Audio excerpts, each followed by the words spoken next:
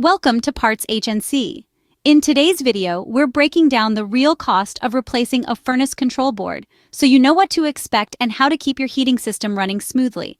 Let's get started with the basics. The furnace control board acts as the system's brain, managing the blower, heat cycles, and internal communication.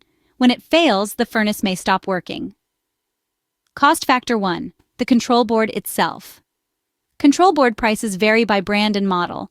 Universal boards cost around $50, $150, while OEM versions range from $200, $600. Advanced models can exceed $700. Cost factor 2.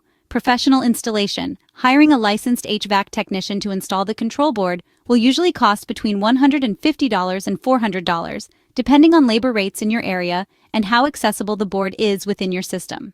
Cost factor 3. Additional costs and considerations. You may need extra work like wiring updates or furnace calibration, adding around $50 to $100 to your total. So, what's the total cost? All in, replacing a furnace control board usually costs between $300 and $900, including parts and labor. Of course, the exact number depends on your furnace model and local service rates. Need a replacement control board? Visit PartsHnC for high-quality parts, expert advice, and fast shipping to get your system back up and running.